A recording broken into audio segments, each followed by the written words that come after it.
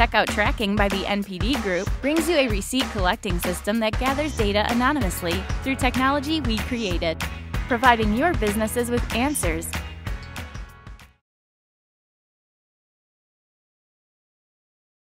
Thank you. So my name is Yaniv, as Jake said. I'm here to talk to you about elevating your work-for-hire games. For those of you who don't know me, I'm the CEO of a company called Sumla. We are based in Tel Aviv, and we are mostly well known for our open source products. We have a lot of free tools for developers, mostly open source. All of them are free. And we have a huge community of about 8,000 game developers using our stuff. And one of the things we realized recently is that a lot of these people who really like our stuff are work-for-hire studios. And this is one of the areas no one really talks about. Is a lot of the games are developed by work-for-hire studios on behalf of other big game publishing companies. And this is an underserved market, and there aren't a lot of content created for this market, so I thought I'll be talking about that a bit and giving some free tips for work-for-hire studios how to be better at this game. We do a lot of things for work-for-hire studios. Work-for-hire studios love Sumla, and we love work-for-hire studios, and we also give them money on occasion with our referral program. So we all love making games. I wish I could actually be running a work-for-hire studios. It's a great way to make games. You don't have to be publishing the game. You can actually focus on making the game, so it's a really good way to do it. And on top of that, you get to be your own boss, and I love to be the boss. So that's cool. Part about work-for-hire studio type of business. There is one little thing though. There is one thing called customers, and customers can be a really big pain. I can tell you that. I don't know if you have ever negotiated with an Israeli about price. This is not fun, I can tell you. There are a lot of problems that customers create. I wish I never had customers actually, but they're kind of crucial to the business. There are small customers that change their mind because that's like their biggest project, and they have to be like, and they're small, so they are shifting their business, and they're changing the product requirements and causing your product to go very long.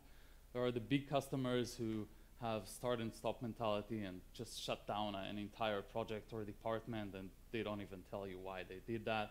And of course, they all pay late. And in a business where you pay your employees on time, where your customers pay late, that's a pretty big problem.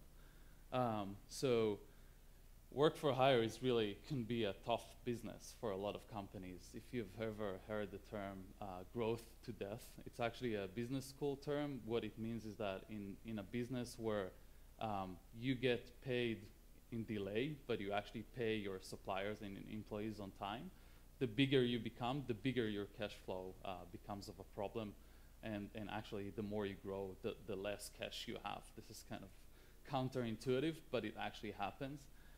So this is one thing. The other thing that is really problematic with being a work-for-hire studio is that whenever there is a bad economy or anything, if a company is outsourcing to your studio, but also has in-house development, you're the first one to get the boot. So I hope I didn't bring you down on being a work-for-hire studios. There are very successful studios, and one of the things I try to understand is what makes the good ones succeed and what makes the bad ones fail, and what is the X factor that can differentiate between success and failure in the case of work-for-hire studios. And the answer I came up with is inbound leads, basically having more demand for your services than supply. So if you have more people knocking at your door than what you can serve, if people are coming to you and you're not coming to them for projects, that creates a totally different dynamics in the space of outsourcing projects and work for hire studios. So it basically means you can select the projects that are good for you. It means that you can negotiate better terms for your project. It means that when a project goes wrong and you've negotiated better terms, things are in your favor. It means that you can charge higher prices because people are coming to you and they expect you to be good at what you do. And it also means you can get paid on time because you can negotiate better terms. So how do we get more inbound leads for our studios? This is something I've done well on Sumla, and we have done well in previous companies I co-founded and managed, and this is most of the stuff I've learned is true for work for hire studios as well. It basically has to do with content marketing. Content marketing used to be about blogging, but these days it's definitely not enough. Definitely the blog is the first place to start. Blog means that you have SEO to your website.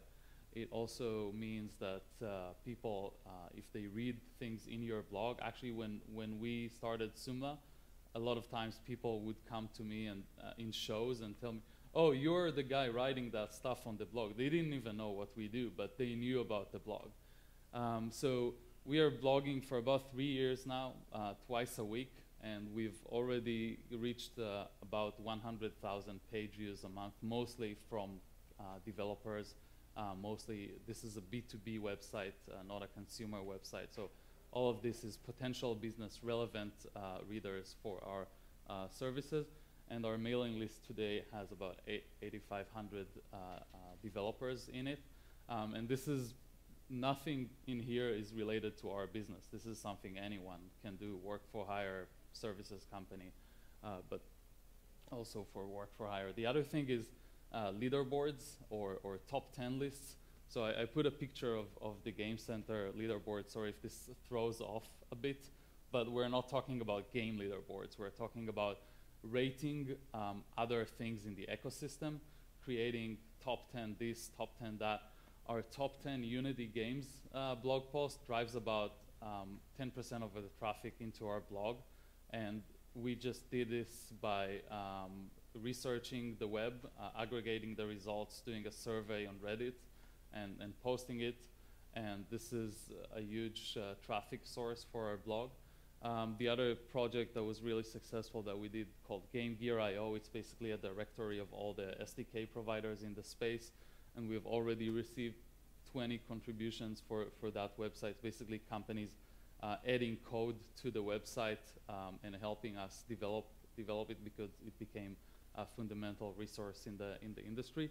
And basically, if you think why this is successful, why top 10 lists, and I'm sure you've all seen top 10 this, top 10 that on Facebook and different places like this. So part of the reason why top 10 lists do well for blogs is the way people research today. They go to Google, they research something, and they usually click 2 or 3 or 4 results. And if one of those results tend to be a top 10 list, they would probably click that just to make sure that whatever they choose is in the top 10 list, because that gives them assurance that they have made the right selection, even though they've never heard of the person who provided the top 10 list to begin with. So that's part of the reason. The other reason is the way people share on Facebook. Sometimes they will be posting a link and people will just randomly, they will want to make sure if their friend is in there, or if they are in there, or if their company that they're working with is in there. So basically it's reassuring their selections. And this is why top 10 lists work very well for blogs. The other thing I highly recommend is editorials in different, in major publications, mostly Gamasutra and GameDev.net.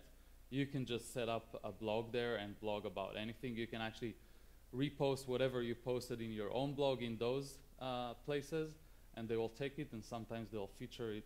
I had about 5 posts featured in the homepage of Gamasutra. And that's huge in terms of building your own authority for your company.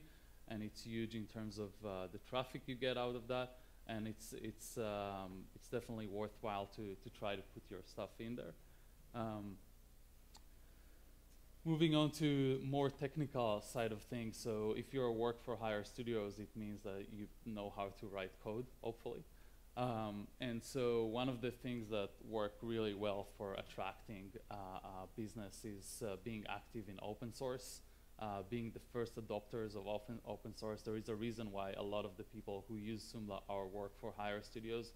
There is even if you look at other open source platforms like WordPress or Drupal or places like that, a lot of the developers who use it are work for hire or outsourcing studios, and it helps them. It helps the works for hire studios to boost awareness for their company, because they're active in forums. They get their name out. They're being recognized as someone who knows that piece of technology, and they're being regarded as experts with that technology. So the sooner you adopt to new open source frameworks that you envision becoming successful, the more it's better for your brand recognition and driving more business for you.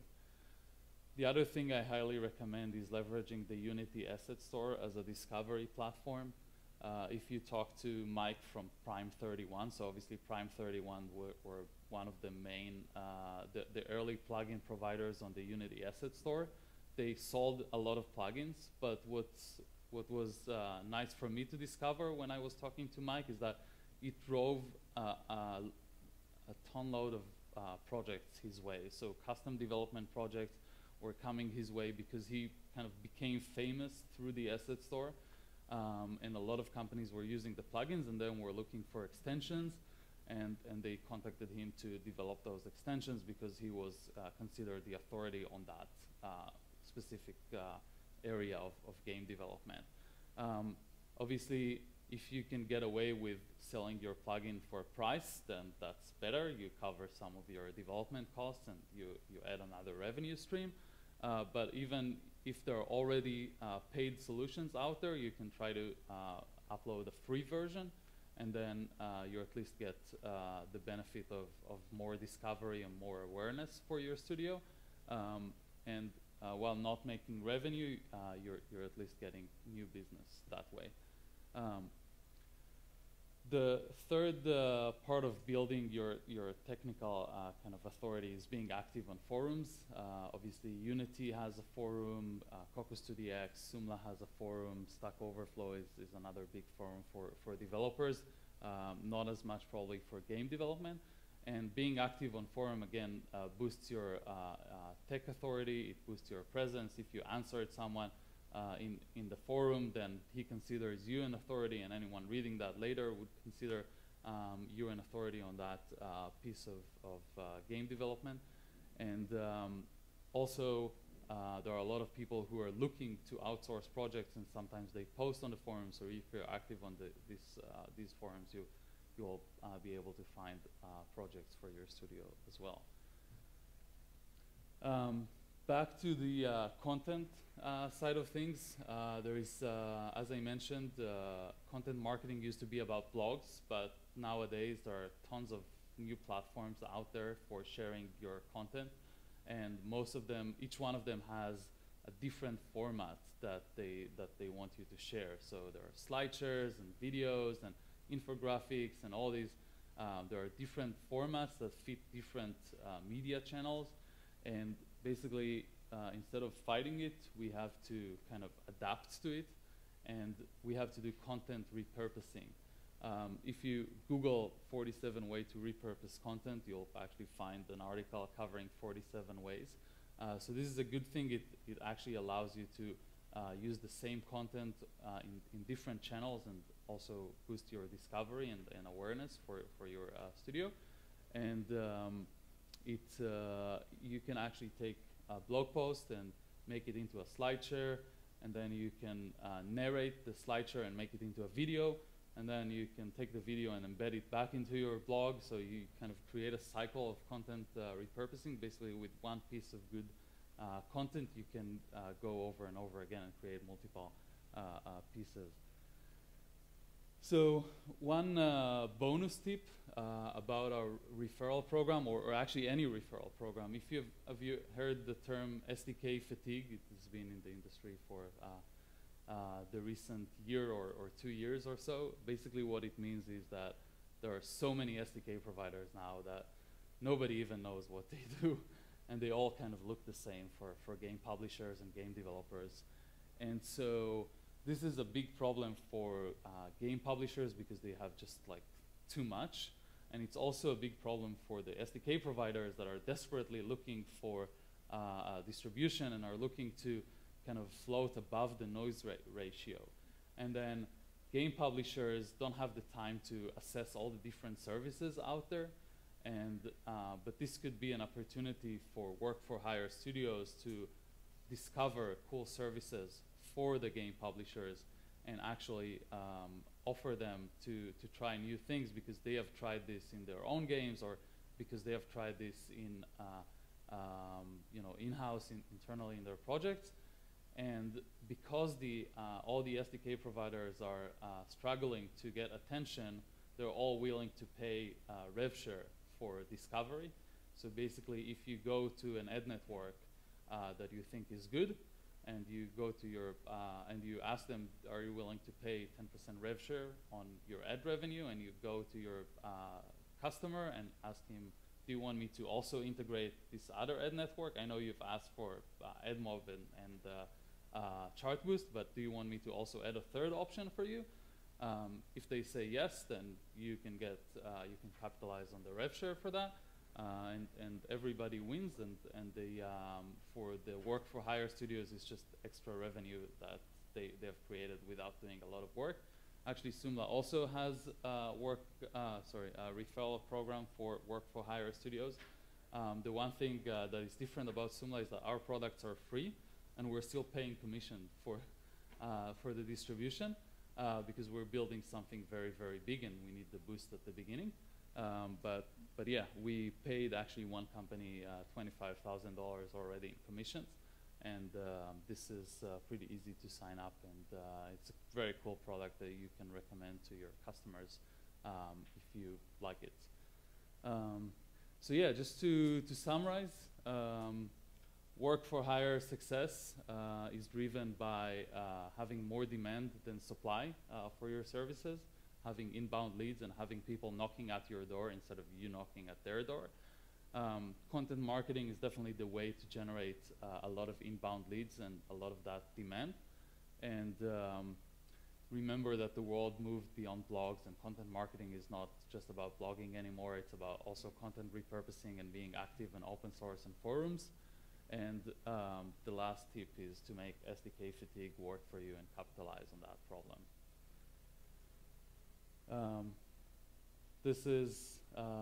There are more resources if you want to read on our blog, a ton of resources about game design, about game development, about work-for-hire studios, about the business of making games. We have about 8,500 subscribers, and you can also follow us on Twitter and Facebook, and if you want to check out the referral program, there's the link there. Thank you. If you have any questions. Do we have any questions? All right, here we go. We are a shop that publishes our own games and also does work for hire, and it seems to get blurred. We haven't been able to have like a consistent message. It makes it hard for people to understand exactly who we are. Do you have any suggestions for that? So I think if your games are successful, that's kind of can drive a lot of recognition. But I'm trying to think about studios who have done that dual game well. I don't have any tips directly for that, but I think generally you want to choose what is the main focus. What do you want to be like? Do you fund your internal games with work for hire? Yeah, that's what you're doing. Yeah, so then try to be that company that develop games, and maybe actually when we were doing both in a previous company, that actually hurt us in the long term. So if you think you want to be the company that actually published their own games, basically a self-published game studio, try to focus on maybe even a single genre that you really feel comfortable with, and master that. And then even if you do work for higher studios, then they will kind of also support that kind of line of profession. So like focusing on one type of genre, so at least you get some benefit from the work for higher studios that you're doing. And then actually trying to get some funding and dropping the work for higher studios completely, if you can. It's hard to do that. Yeah, I know.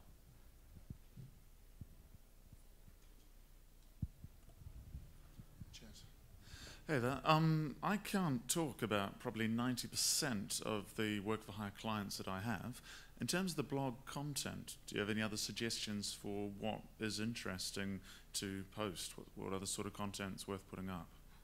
Yeah, so posting, you can post about, so you don't need to post about your customer names, but you can post, you can kind of generalize whatever you're doing for them into a general blog post, and nobody can tell you not to write a general blog post. So whatever, if you see that they're doing game design in a very specific way, you can generalize that in a way that will still be correct, but will not be, very attributed to them, and kind of draw the kind of conclusion from that, or make that into a learning that you can post about. But you can, so you kind of divide your blog posts into like the very profound one that like nobody ever posted about, and like you're going to teach everyone something very new and very unique, alongside the posts that are less unique and more kind of more quantity versus quality. And the quantity post, you can post almost about anything. You've been to a conference, you've sat in an interesting session, you can post about that. You've been to, you've talked with your friend about some aspect of like, how managing a studio of 3 people is different than managing a studio of 10 people, and you can post about that, because that's interesting for people to read if they're specifically going through that process.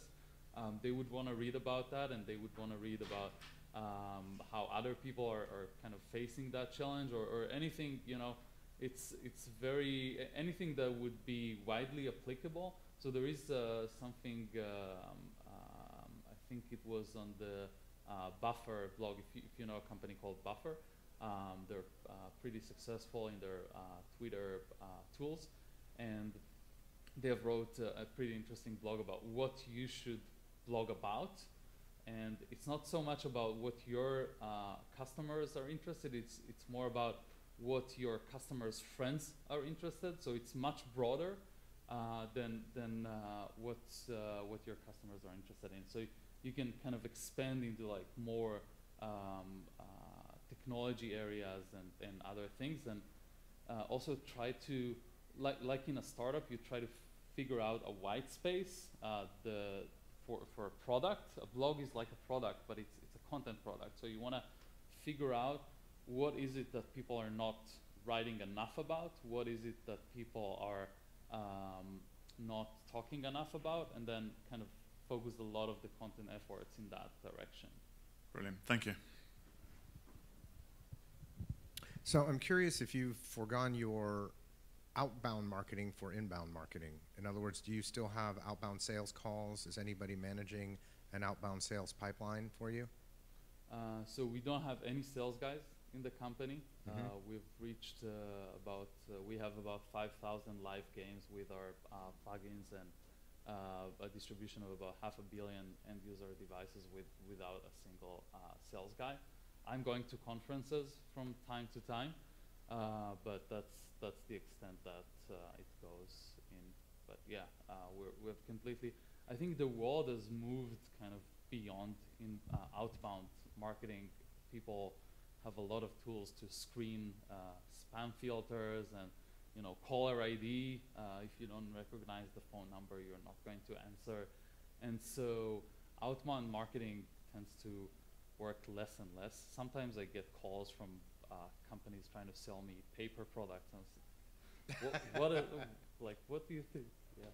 So then how do you motivate your staff, or who on your staff do you tap to manage the content creation for your outbound marketing process? So when we started out, I was the one blogging, and I was the entire content operation, and my two other co-founders were focusing more on the code and the open source. Nowadays we have two guys on the sort of marketing department. They're focusing on creating new content. They're focusing on creating new cool open source initiatives, but not about just interrupting people, just about creating cool stuff that will attract more people to come in and discover how great Zoomlight is. So they are full-time on staff, dedicated to that process? Yeah. Is that what you're saying? Yeah. So that's kind of replacing your sales team in a way. Yeah, but it's instead of selling by interrupting, it's selling by creating more value for everyone, which is... Yeah, you're like making honey, attracting more bees. Yeah. Right? Yeah, but at least you're making something right. instead of like... A value. Bees. Yeah. You're providing value through yeah. that. I get it. Cool. Thank you. Cool. All right, if that's the end of that, then I think we're going to say a huge thank you and Thank you. call it a day.